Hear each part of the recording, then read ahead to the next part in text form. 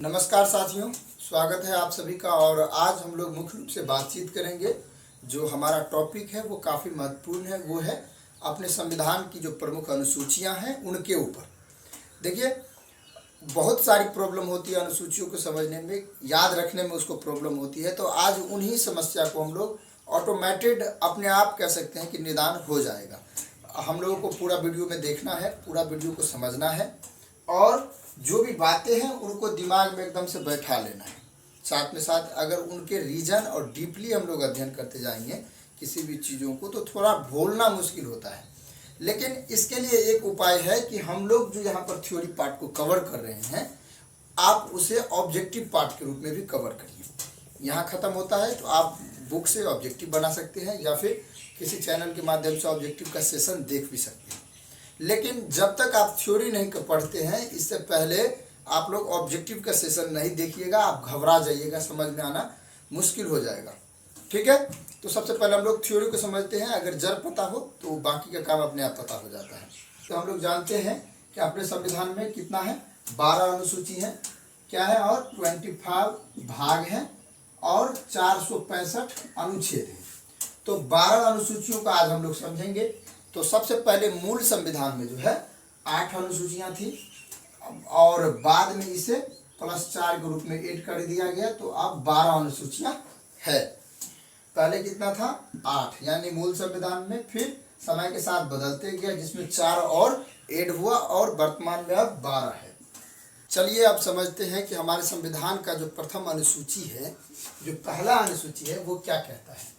हमारे संविधान का जो पहला अनुसूची है वो कहता है कि राज्य एवं संघ क्षेत्रों के नाम और सीमाएं, जो राज्य हैं उनके नाम, उनके क्षेत्रों के बारे में बताया गया है, उनकी सीमाएं कहाँ से कहाँ तक होगी, इनके ऊपर चर्चा किया गया। अगर आप अनुसूची देखेंगे प्रथम, या प्रथम अनुच्छेद देखेंगे, या प्रथम भाग देखेंगे, इन तीनों में क्षेत्रों के ऊपर ही चर्चा किया गया है कि संघ एवं राज्यों की क्षेत्र कहाँ से कहाँ तक है, उनकी सीमाएं क्या हैं, उनके नाम क्या है। तो याद रखिएगा कि जो प्रथम अनुसूची है वो किन चीज से रिलेटेड है, क्षेत्र से रिलेटेड है, संघ एवं राज्यों की। अब बात करते हैं द्वितीय अनुसूची के बारे में, यानी दूसरा अनुसूची के बारे में। दूसरा अनुसूची वेतन एवं भत्तों से रिलेटेड है। वेतन एवं भत्ते क्या है, जो पदाधिकारी है उनकी वेतन कितनी होगी, उनकी भत्ते क्या होगी, इनके ऊपर चर्चा किया गया है। जैसे मान लीजिए सुप्रीम कोर्ट के जो मुख्य न्यायाधीश हैं, इनकी वेतन कितनी होगी, इनके ऊपर जो चर्चा किया गया है वेतनों से रिलेटेड। जैसे राष्ट्रपति है, प्रधानमंत्री है, उपराष्ट्रपति है, राज्यसभा के सभापति महोदय हैं, लोकसभा के अध्यक्ष हैं, इनकी वेतन कितनी होगी। तो ये चर्चा जो है द्वितीय अनुसूची में किया गया है, संविधान की दूसरी अनुसूची में किया गया है। याद रखिए कि हम पहले क्षेत्र की बात करते हैं, फिर वेतन की बात करते हैं, फिर शपथ ग्रहण की बात करते हैं। मान लीजिए हम खुद हैं तो पहले क्षेत्र को बनाएंगे, फिर हमको पैसा कितना होगा इनके ऊपर चर्चा करेंगे, फिर शपथ की चर्चा करेंगे। ये तीनों को इस क्रम में याद रखिए। ठीक है, द्वितीय अनुसूची को समझ गए। अब तृतीय अनुसूची को समझते हैं। तृतीय अनुसूची है पदाधिकारियों की शपथ से रिलेटेड है। जैसे राष्ट्रपति साहब, तो राष्ट्रपति जी को शपथ ग्रहण कौन कराएगा, वो है सुप्रीम कोर्ट के जो मुख्य न्यायाधीश है, ये उनको शपथ ग्रहण करवाएंगे। और सुप्रीम कोर्ट के मुख्य न्यायाधीश को कौन शपथ ग्रहण करवाएगा, तो वो कराएगा राष्ट्रपति। ठीक है, दोनों अल्टरनेट है। अगर मैं बात करूं हाई कोर्ट की, तो हाई कोर्ट के मुख्य न्यायाधीश को कौन शपथ ग्रहण करवाएगा, तो राज्यपाल। और राज्यपाल जो है, राज्यपाल को कौन करवाएगा शपथ ग्रहण, तो हाई कोर्ट के मुख्य न्यायाधीश। ठीक है, दोनों क्या है, अल्टरनेट है। तो तीसरा क्या चीज से रिलेटेड है, पदाधिकारियों के शपथ ग्रहण से रिलेटेड है। इसके बाद हम बात करते हैं चौथा अनुसूची जो है, इसमें राज्यसभा में जो सीटें हैं उनके बारे में चर्चा किया गया है कि राज्यसभा में जो प्रतिनिधि आएंगे वो किन राज्यों से कितने आएंगे, इनके ऊपर चर्चा किया गया है। अगर आमतौर पर इसे नॉर्मल लैंग्वेज में हम लोग समझे, यानी सीटों का बंटवारा या सीटों का आवंटन कर देना। ठीक है, ये चौथी अनुसूची के अंतर्गत आता है। देखिए, अगर हम लोग यहाँ पर जो थ्योरी पार्ट पढ़ रहे हैं, उसको आप पढ़ने के जस्ट बाद जो ऑब्जेक्टिव पार्ट है उसको आप करिए, चाहे बुक से करेंगे, चाहे आप ऑनलाइन मोड से किसी चीज़ का करिए, लेकिन ज़रूर करिए। इससे आपको पता चलेगा कि हमको परेशानी कहाँ हो रही है समझने में। हम लोगों ने थ्योरी में क्या चीज़ को समझने की कोशिश नहीं की है उनको समझना जरूरी है। फिर आप लोग कमेंट करके बताइएगा, तो इनसे क्या होगा कि समस्या जो है आपको निदान होगा, हमारा भी और आपका भी। अब बात करते हैं पांचवी अनुसूची। पांचवी और छठी अनुसूची जो है एक दूसरे के पूरक कह सकते हैं, लगभग मिलता जुलता है। पांचवी अनुसूची कहता है कि देश में अनुसूचित जाति और अनुसूचित जनजाति इन दोनों के प्रशासन के संदर्भ में बातें कहा गया है पांचवी अनुसूची में। जो हमारे देश में जो अनुसूचित जनजाति हैं, जाति हैं, इनके ऊपर चर्चा किया गया है, इनके शासन प्रशासन के ऊपर चर्चा किया गया है। और जस्ट छठी अनुसूची जो है इसमें असम, त्रिपुरा और मेघालय, मिजोरम इन 4 राज्य जो हमारे पूर्वोत्तर भारत से हैं, उन राज्यों में जो अनुसूचित जनजाति हैं, अनुसूचित जाति हैं, इनके ऊपर जो प्रशासन जो है कैसे चलेगा, इनके संदर्भ में एक विस्तृत रूप से चर्चा किया गया है छठी अनुसूची में। तो आप लोगों को याद रखना है, पांचवी क्या है, पूरे देश में अनुसूचित जनजाति से रिलेटेड है, और छठी में अनुसूचित जनजाति और जनजाति से रिलेटेड मात्र 4 राज्य हैं जो उत्तरी पूर्वोत्तर भारत के हैं। उत्तरी पूर्वोत्तर भारत यानी कम समझिए कि आप ऐसे कुछ, सॉरी यहाँ से अगर आप लोग समझिए तो अगर ऐसे कुछ समझिए तो यहाँ पर मान लीजिए कि ये असम है, ये त्रिपुरा, मिजोरम, मेघालय, तो ये कुछ इस तरीके से मैप में आप लोग देखिएगा कि असम, त्रिपुरा, मिजोरम और मेघालय कहाँ पर पड़ता है। और इन 4 राज्यों को आप लोग अगर मैप में देख लेते हैं तो हमें 100% विश्वास है कि आपको आसानी से याद हो जाएगा, हमेशा के लिए याद हो जाएगा। अब बात करते हैं 7वीं अनुसूची की। तो 7वीं अनुसूची में संघ सूची, राज्य सूची और समवर्ती सूची के बारे में बताया गया है। अब हम लोग एक बार बातचीत किए थे, 1935 का जो भारत शासन अधिनियम था उसमें समझाए थे कि अंग्रेजों ने, उन्होंने भी 3 सूचियों में बांटा था, संघ सूची, राज्य सूची और समवर्ती सूची। लेकिन इसमें क्या हुआ कि इंक्रीज किया गया, बढ़ा दिया गया इनकी संख्या। वहाँ पर कम थी लेकिन यहाँ पर ज़्यादा है। संघ सूची जो है, यहाँ पर अगर हम लोग थोड़ा समझे, पहले मिटा लेते हैं थोड़ा सा। संघ सूची जो है इस पर अधिकार सिर्फ केंद्र सरकार का है, जो केंद्र में जो कैबिनेट का मंत्री है उनका अधिकार है ये संघ सूची पर। और राज्य सूची में सिर्फ राज्य का जो मंत्रिमंडल है उनका अधिकार है। फिर समवर्ती सूची में इन दोनों का अधिकार है। आप समझते हैं कि संघ सूची में कितने विषय हैं? पहले तो उसमें तो कम था, तो संघ सूची में जो है 97 विषय मूल संविधान में था। वर्तमान में 3 और ऐड हो गया, अब इसकी संख्या 100 है। यानी जो मूल संविधान जब बनकर तैयार हुआ था उस समय 97 विषय थे, और वर्तमान में 3 और बढ़ गया, तो अब कितना हो गया, 100 हो गया। ठीक है। अब बात करते हैं राज्य सूची। राज्य सूची में जो है पहले 66 विषय थे और इसमें से माइनस हो गए 5, यानी घटा कम कर दिया गया, तो अब है 61। और इसमें से जो 5 लिया गया है ये समवर्ती सूची में ऐड कर दिया गया। अब कितना हो गया, ये 52। अब हम लोग समझ गए कि संघ सूची में कितना है, 97 था मूल संविधान में, इसमें 3 और बढ़ गया तो कितना हो गया, 100।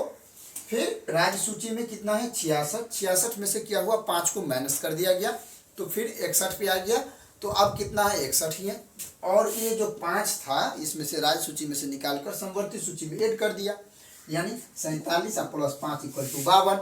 अब 5 कौन कौन सा लिया, अगर ये चर्चा करें तो 5 के अंतर्गत जनसंख्या नियंत्रण, शिक्षा व्यवस्था और 3 चीज़ें आ जाती हैं जो इन 5 में सम्मिलित है, जैसे वन्यजीव और वन्यजीव अभ्यारण्य, ये सब इसी में आ जाता है। इसके बाद 8वां अनुसूची जो है भाषा से संबंधित है। उस समय मान्यता प्राप्त भाषाएं जो है 14 को रखा गया था, जिसमें मान्यता प्राप्त भाषाओं की संख्या 14 कहा गया था, लेकिन वर्तमान में इसमें 8 को बढ़ाया गया। अब कितना हो गया, 14 प्लस 8 यानी 22। अब वर्तमान में इनकी संख्या कितनी है भैया, 22। थोड़ा सा ये गैदरिंग पार्ट को मिटा देते हैं, समझने में थोड़ा आसानी होगा, नहीं तो बात लगाएंगे। अब हम लोग समझते हैं कि 9वीं अनुसूची जो है, 10वीं अनुसूची, 11वीं अनुसूची और 12वीं अनुसूची, ये 4 अनुसूची 8वीं अनुसूची के बाद है। मूल संविधान में हमने बताया कि 8 ही अनुसूची थे, लेकिन बाद में क्या हुआ कि जो भी समस्या आती गई उस प्रकार से उसे ऐड करता गया, यानी जोड़ता गया। तो 9वीं अनुसूची जो है वो प्रथम संविधान संशोधन के दौरान वर्ष 1951 में से ऐड किया गया, जिसमें भूमि सुधार और उनसे उन्मूलन से संबंधित जो भी बातें थी वो कहा गया था।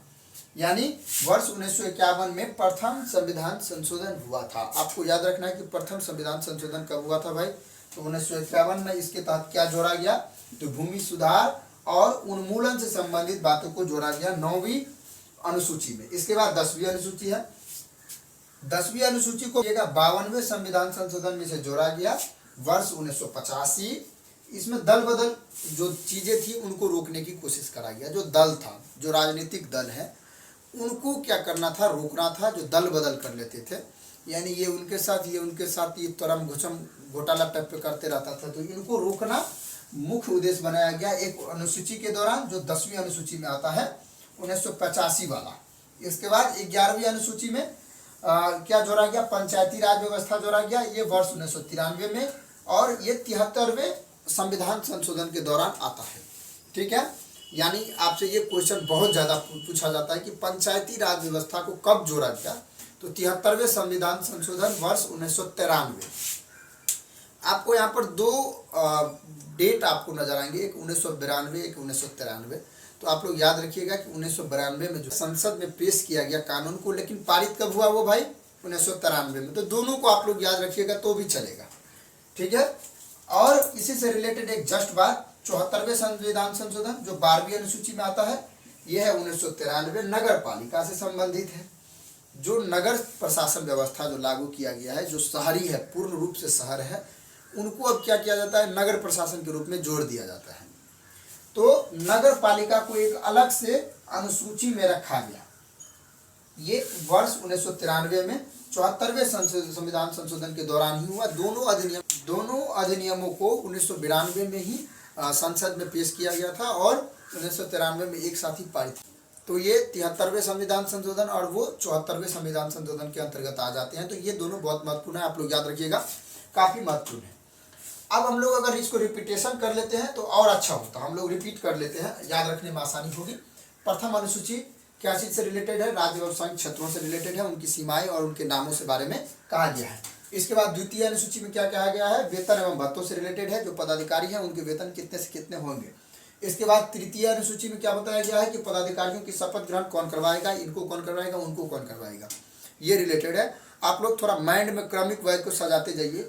इसके बाद चौथा में राज्यसभा में सीटों का बंटवारा, जो किन राज्यों से कितने प्रतिनिधियों को चुना जाएगा।